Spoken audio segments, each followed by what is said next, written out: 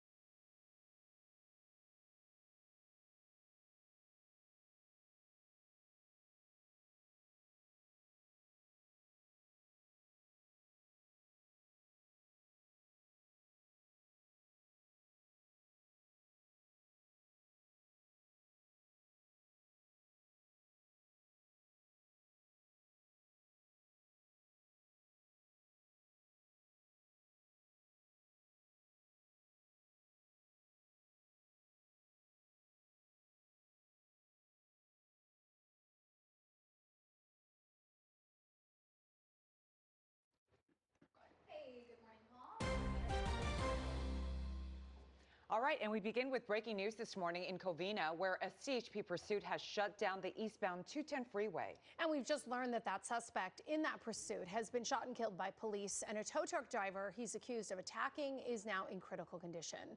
CBS LA's Tina Patel is live at East Arrow Highway and North Citrus Avenue, where that pursuit ended. Tina, what else are you learning this morning?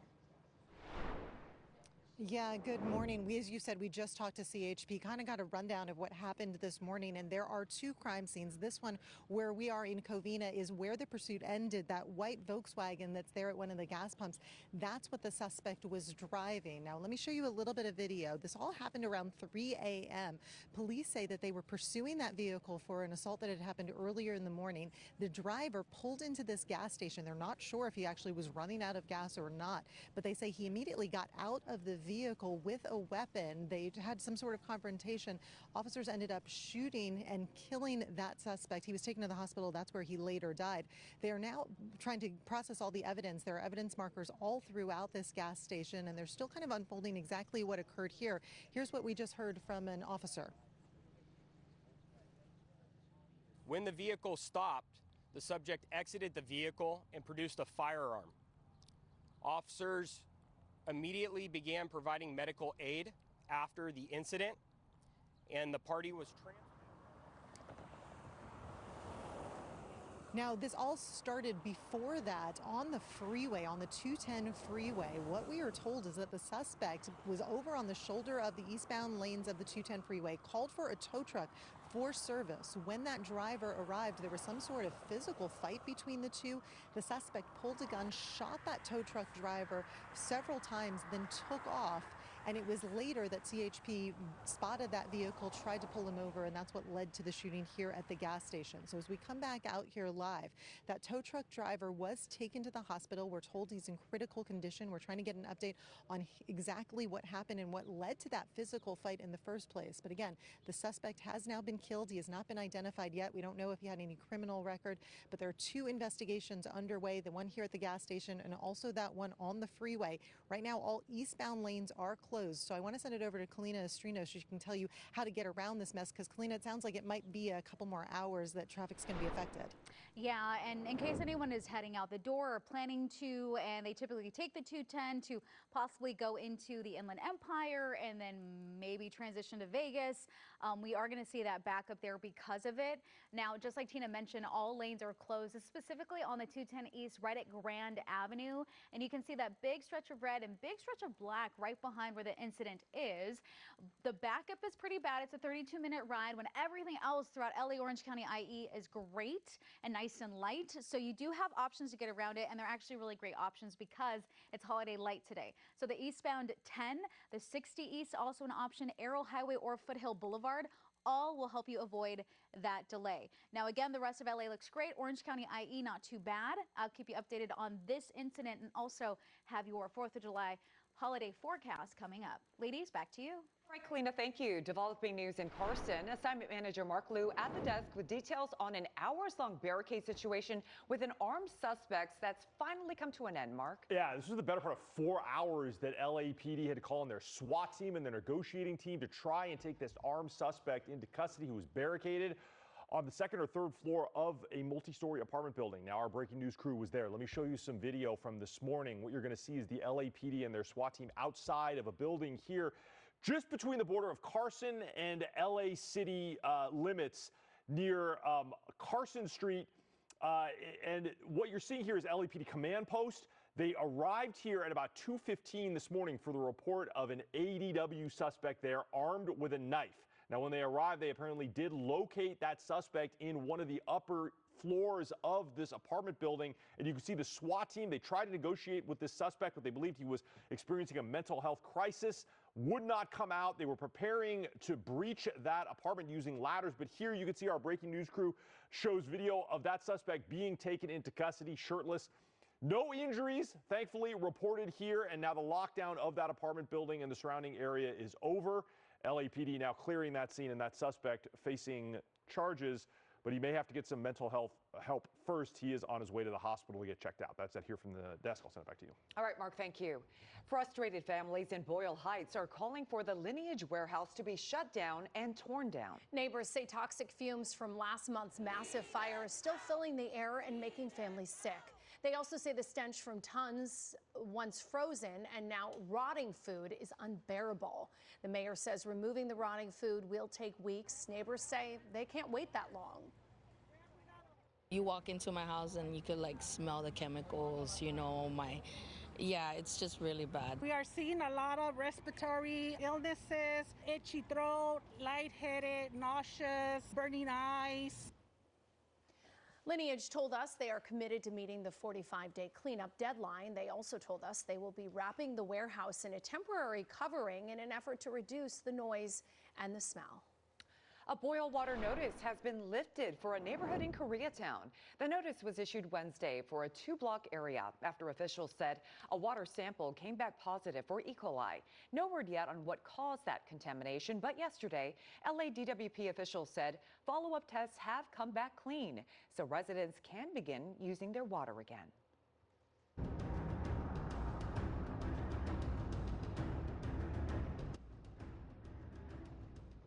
Turning now to the war with Iran, there are new threats from both sides this morning, and peace talks are suspended for at least a week, while Iran officially mourns the death of Ayatollah Ali Khamenei. In an interview with CNBC yesterday, President Trump said the conflict with Iran was a, quote, denuking, not a war, but that came as Iran threatened to attack oil tankers, failing to use its approved routes through the Strait of Hormuz. On Fox News, Vice President J.D. Vance warned of an equally forceful American response. And millions are expected to turn out in Iran's capital for the funeral of the late supreme leader, who was killed in an Allied attack the last day of February. More than 2,500 people are now confirmed dead following last week's devastating double earthquakes in Venezuela. But one man is alive this morning thanks to LA County's elite urban search and rescue team who worked for days to save him.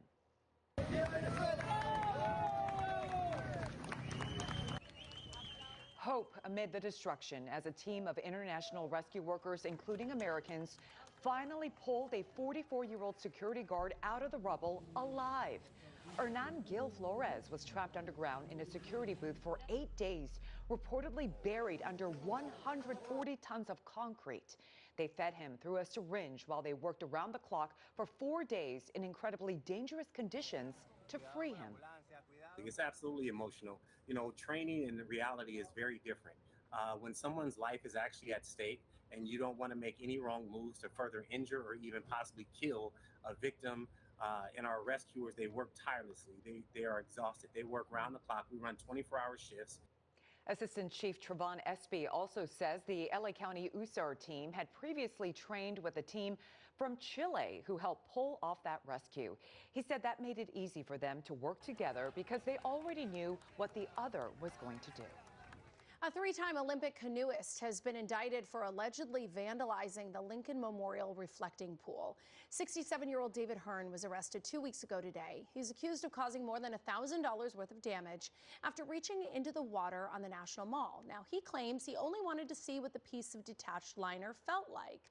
Hearn's attorney said the indictment reflects the administration's effort to shift blame from their own failures. He's now facing a possible 10-year prison term if convicted.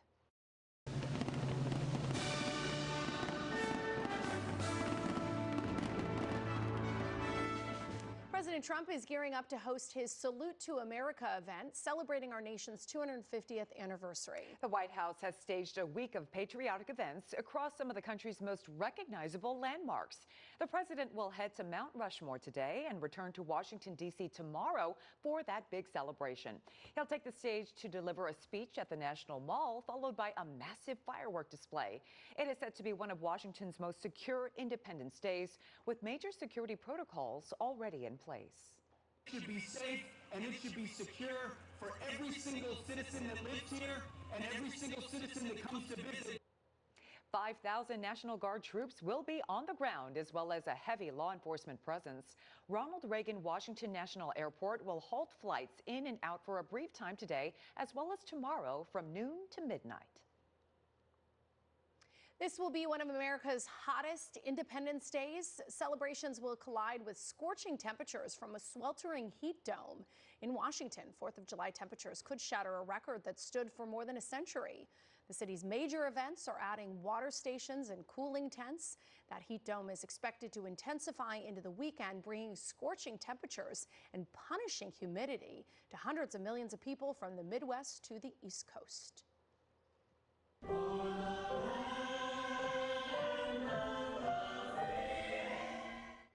Ooh, they sound good. Back here at home, America 250 is hosting a huge 4th of July party at the LA Coliseum. The event will be hosted by Queen Latifah and feature performances from Smashing Pumpkins, Chris Stapleton, Shaka Khan, and other big stars. Organizers emphasize the America 250 tribute is nonpartisan, not political, just a party. Tickets are $17.76. That's, of course, a nod to the year the U.S. was declared an independent nation. I hope everybody knows why it's priced that, but yes, it's going to be a great family-friendly activity to come down at Block Party Village starting at 3 p.m. Well, some Democrats accuse President Trump of trying to hijack the country's celebrations, but Freedom 250 says it's fully committed to uniting Americans at this historic moment and giving all Americans a spectacular birthday they can be proud of. All right. Well, with the World Cup going on and America celebrating its 250th birthday, flags are flying off store shelves. Yeah, for many, flags represent not just pride, they're a piece of home. We've seen flags waving at World Cup watch parties and the matches, and one flag store owner in Carson tells us the international event happening in the same month as Independence Day has been great for business. He's been selling as many as 5,000 flags a day. That is double his usual sales. A lot of people are expressing their joy, their support for their team, countrymen, or things like that. I had a gentleman who bought a Mexico and Korean flag because his wife was Korean and they were batting against each other. That business owner tells us one country's colors are dominating sales, Mexico's green, white, and red.